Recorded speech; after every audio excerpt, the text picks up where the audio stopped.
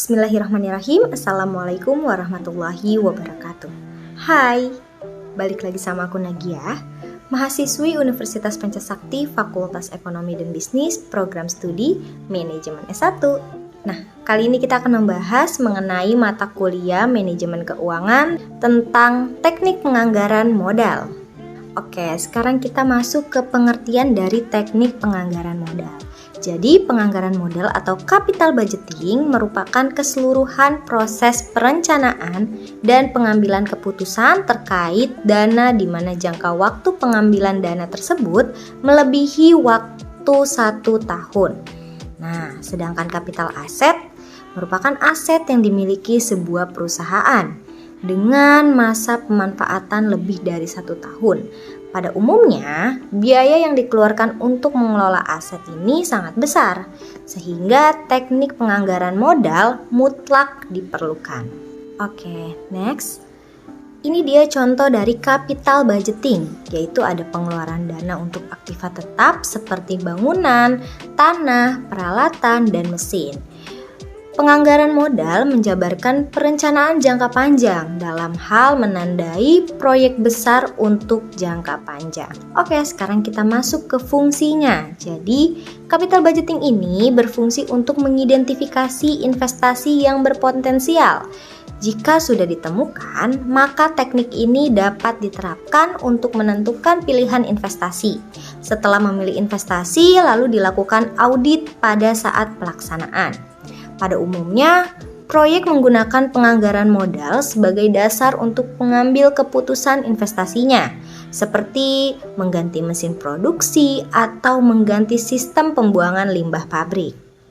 Next, prinsip penganggaran modal memiliki arti yang sangat penting dalam hal ini. Ada 2. Yang pertama, penganggaran modal yang merupakan keputusan jangka panjang. Yang kedua, dalam melakukan investasi dibutuhkan dana yang besar. Oke, dalam menganalisa potensi investasi aktiva tetap dapat dilakukan dengan teknik analisa penganggaran modal dengan metode ini. Jadi ada 5 metode di sini. Yang pertama ada periode pembayaran kembali, yang kedua pembayaran kembali terdiskonto, yang ketiga nilai sekarang bersih, 4 tingkat pengembalian internal, 5 IRR yang dimodifikasi.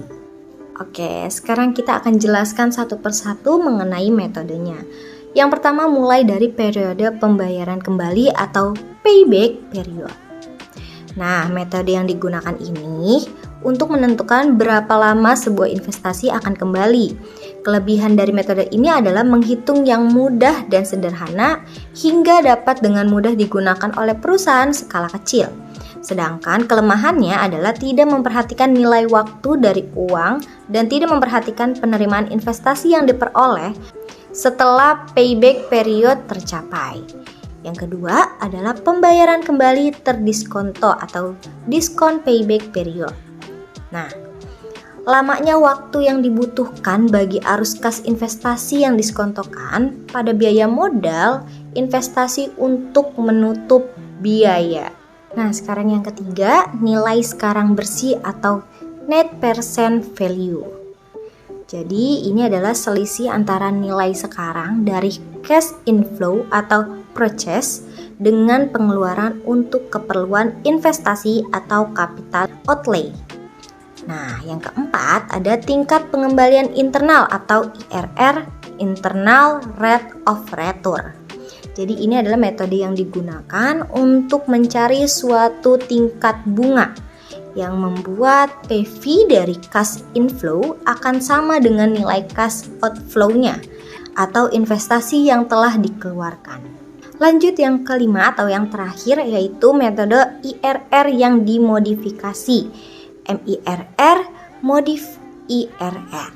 Jadi ini tuh investasi penambahan kapasitas juga bersifat sebagai investasi penggantian. Dengan demikian, maka tingkat ketidakpastian pada investasi penambahan kapasitas lebih besar daripada investasi penggantian.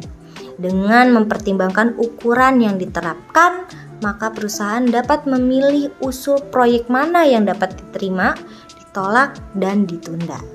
Nah, itu dia penjelasan kita kali ini mengenai teknik penganggaran modal. Semoga bisa bermanfaat ya.